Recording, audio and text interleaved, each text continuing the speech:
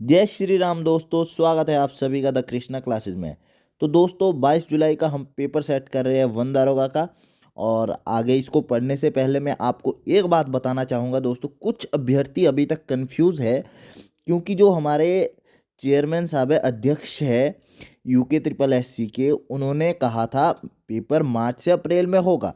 तो कुछ अभ्यर्थी ऐसे हैं जो तैयारी कर रहे हैं, लेकिन कुछ अभ्यर्थी अभी तक कंफ्यूज है पेपर होगा या नहीं होगा। उनको मैं एक बात बताना चाहता हूँ दोस्तों, ऑफिशियल नोटिफिकेशन एक आप समझ सकते हैं कि उससे आपको कंफर्मेशन लगेगा कि हाँ भाई पेपर मार्च से अप्रैल होगा। लेकिन मैं आपको बता दूँ, वहाँ पे जिनका स्टेटमेंट है जो आप देख रहे हैं वो यूके ट्रिपल एससी के चेयरमैन है।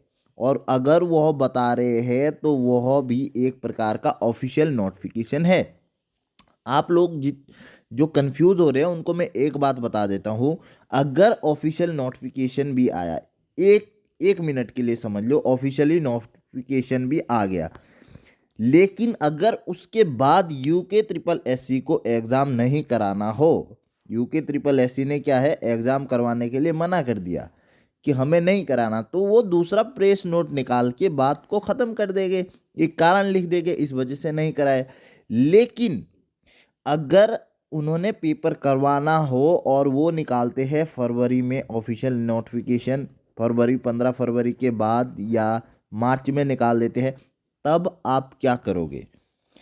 क्योंकि आपको स्पष्ट मैं बता रहा हूँ कि पेपर मार्च से अप्रैल होना है। 99.9% चांसेस है, क्योंकि वो स्वयं में अध्यक्ष है। अगर उन्होंने लक्ष्य लिया है तो वहाँ के जितने भी अन्य कर्मचारी होंगे वो उस लक्ष्य को पूर्ण करने में अपना संपूर्ण समय लगा देंगे, और उनके पास अन्य कोई ऐसे पेपर भी नहीं है।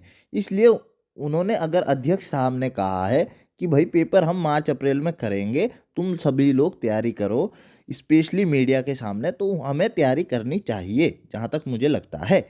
बाकी आप सभी की अपनी मर्जी है दोस्तों, लेकिन बाद में कहीं ऐसा ना हो कि आपकी जो सीट्स है कोई और ले जाए।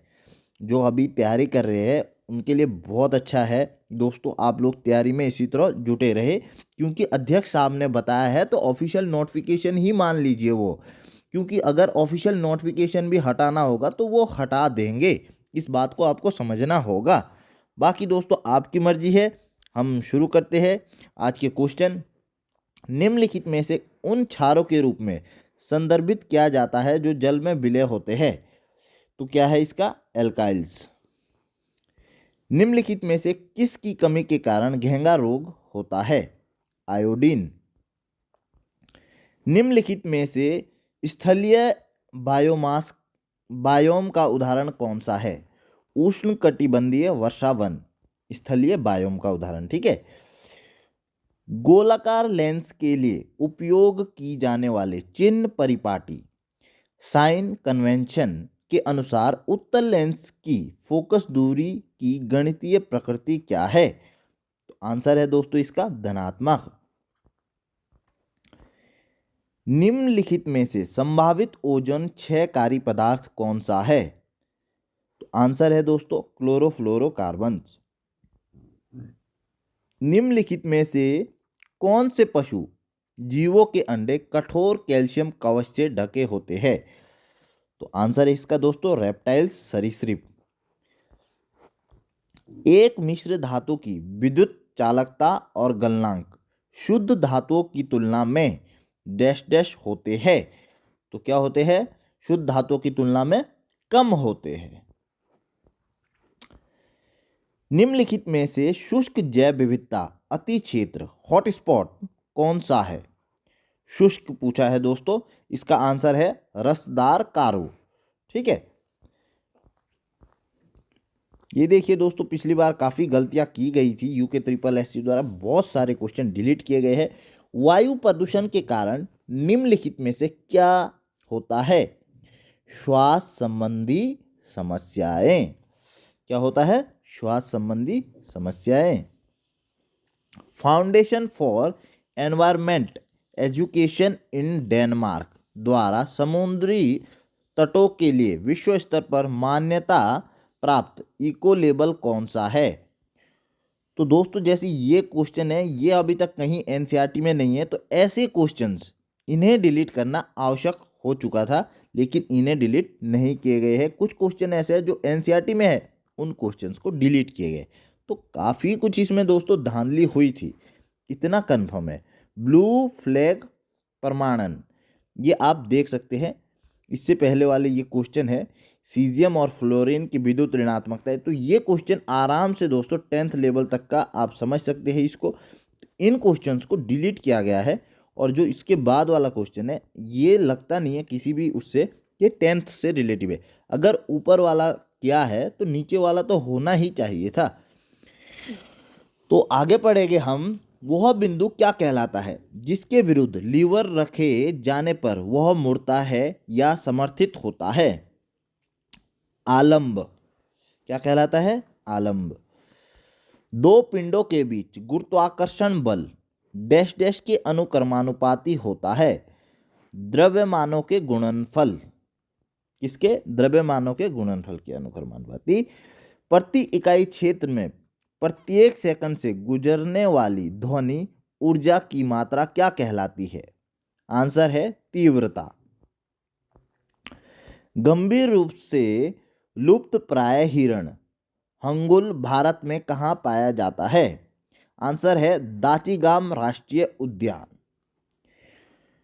अभी कुछ दिन पहले भी मैंने देखा था दोस्तों, जो वन दारोगा है जो प्रोटेस्ट कर रहे थे कि हमें ज्वाइनिंग चाहिए, उसमें लगभग लगभग 100 से 150, शायद मैं बता दूं 516 ने फिजिकल दिया था। 516 में से सिर्फ और सिर्फ 200 अभ्यर्थी ऐसे हैं जो उस ग्रुप में जुड़े हैं, जो बता रहे हैं कि हाँ हमने मेहनत से, 200 भी नहीं है दोस्तों, मतलब 316 सीटों में सिर्फ और सिर्फ अगर 200 अभ्यर्थी, 200 से भी कम है, कुछ उसमें भी वही हो गए जो धांधली के बलपूर्वक गए हैं, लेकिन 200 से भी उस ग्रुप में कम अभ्यर्थी है। और प्रोटेस्ट करने मुश्किल से 50 लोग आते हैं दोस्तों जो सामने आते हैं। अब 200 का भी कोई कंफर्म नहीं है कि सारे वही है, कुछ वैसे भी जुड़े रहते हैं। तो 200 से भी कम अभ्यर्थी और 316 सीट, 500 लोगों ने दिया फिजिकल। तो आप समझ सकते हैं दोस्तों 316 सीट में कम से कम 150 अभ्यर्थी ऐसे हैं, और 150 अभ्यर्थी का अगर 15 लाख कर दिया जाए तो पूरे यूकेएसएससी के कर्मचारी आराम से अपनी पीढ़ी को ये खिला सकते हैं। 15 लाख अगर एक ले रहे हैं तो हाकम सिंह क्या ही कहे दोस्तों, हाकम सिंह ने बहुत मौज की है पैसे खा के। निम्नलिखित में से किसका उपयोग जैव भार बायोमास से बायोगैस के उत्पादन के लिए किया जाता है? अवायवीय पाचन। निम्नलिखित में से क्लोरोप्रोपेन कौन सा है? Halo alkane. कौन सा नियम कहता है कि किसी पिंड के संवेग परिवर्तन की दर आरोपित बल के समानुपाती होती है और उस दिशा में कार्यान्वित होती है जिसमें बल कार्य करता है?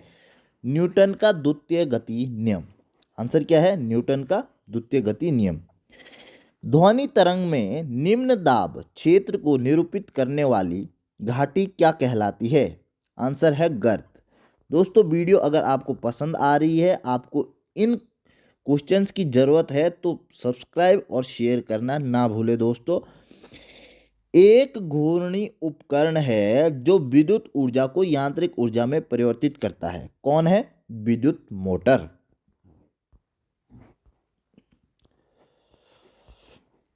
रात के समय ठंडी सतह पर बनने वाली पानी की बूंदों को क्या कहते हैं? ओस।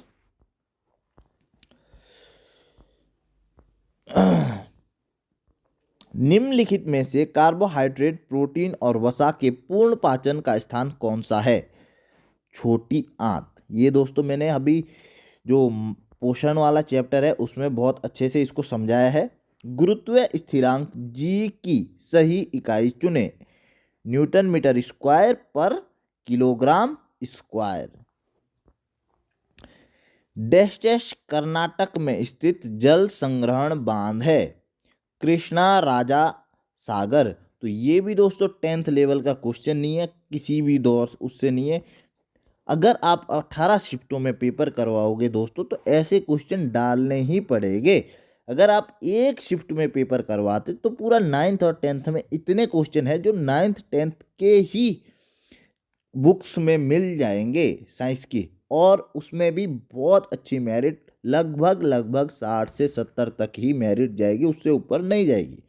लेकिन क्या कह सकते हैं दोस्तों, 18 शिफ्ट में करवाना ही एक सबसे बड़ी साजिश थी। कहीं ना कहीं इस पर कार्रवाई बहुत अच्छी वाली होनी चाहिए दोस्तों। सीबीआई जांच होनी चाहिए, सारे सफ़ेद पोस्ट जेल के पीछे चाहिए। द्रव्यमान की एसआई इकाई क्या है? किलोग्राम।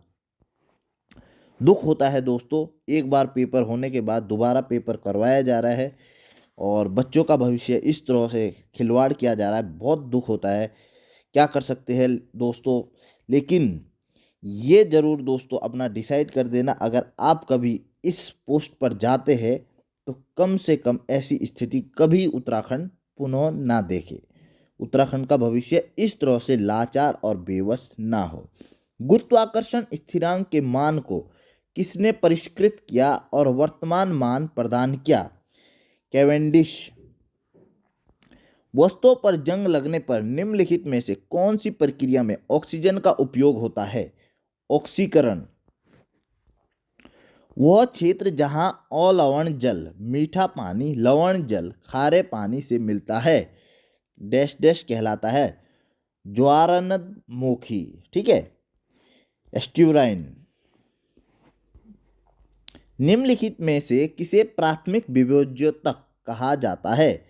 अंतर्वेशी विभोज्योतक को क्या बोलते हैं? प्राथमिक विभोज्योतक।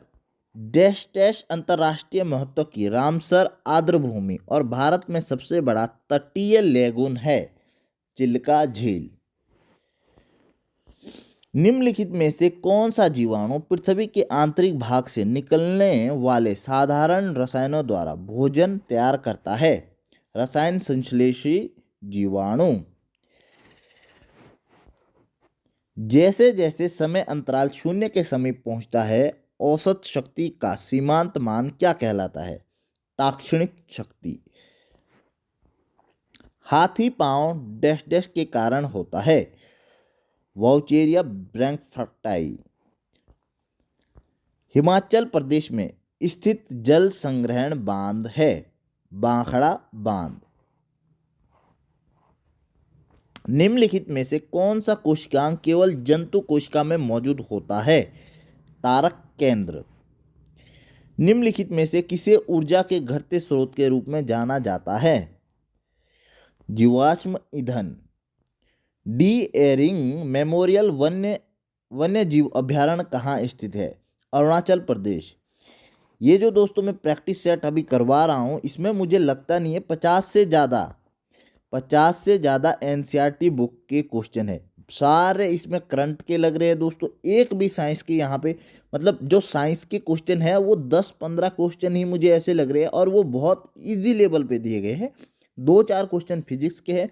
मुश्किल से इसमें मुझे पहले लगता है कि इसमें डिलीट ही 15 से 20 क्वेश्चन किए गए हैं, और उसके बाद जो डिलीट नहीं किए गए वो भी सारे डिलीट वाले क्वेश्चन है। जहाँ तक मुझे लगता है ये 9th और 10th साइंस का लेवल ही नहीं है दोस्तों। निम्नलिखित में से कौन सी विधि द्वारा जैव निम्नकरणीय अपशिष्ट को उर्वरक में परिवर्तित किया जा सकता है? कंपोस्टन। रोला पांडु वन्य जीव अभ्यारण्य कहाँ स्थित है? Andhra Pradesh. AIP aluminium phosphide का एक डैश डैश का एक उदाहरण है अर्धचालक का। तो दोस्तों ये हो चुका है 100 नंबर का, और यहाँ मुझे लगता है मुश्किल से 30 या 40 क्वेश्चंस ऐसे हैं जो एनसीईआरटी 9th और 10th की बुक्स में है।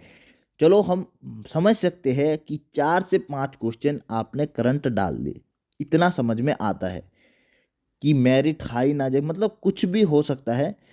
लेकिन दोस्तों अगर आपने स्पेशली कहा है 9th 10th एनसीईआरटी सिलेबस में लिखा है, उसके बाद ये मजाक किया जाता है बच्चों के साथ, यहाँ बच्चे 9th और 10th एनसीईआरटी पढ़ रहे हैं और आपके सामने आ जाता है इस तरह के क्वेश्चन।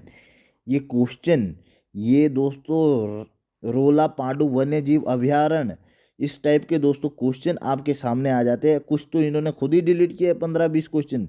ये अरुणाचल प्रदेश डी एरिंग वन्य जीव अभ्यारण्य, ये कहीं से भी दोस्तों किसी भी तरह से ये जो क्वेश्चन है ये लगता ही नहीं है कि ये क्वेश्चन 9th और 10th के है। बिल्कुल भी नहीं दोस्तों, ये बुक्स में कोई क्वेश्चन मैंने अभी तक नहीं पढ़े हैं। हाँ, 50 क्वेश्चन इसमें मुश्किल से बुक से लगते हैं। 50 क्वेश्चन मैं बता रहा हूँ, उसमें भी 15-20 क्वेश्चन ऐसे हैं जो हर किसी अभ्यर्थी को आ सकते हैं। आज के लिए दोस्तों इतना ही। अब लेकर आऊँगा नेक्स्ट डे और नेक्स्ट प्रैक्टिस सेट जो वन दारोगा का है। तब तक के लिए दोस्तों शेयर करना ना भूले और सब्सक्राइब करना ना भूले, लाइक करना ना भूले। अगर कंटिन्यू रखना है तो उसके लिए आप कंटिन्यू का मैसेज भी कर सकते हैं। अपना ध्यान रखना, अपनों का ध्यान रखना। जय हिंद, जय भारत।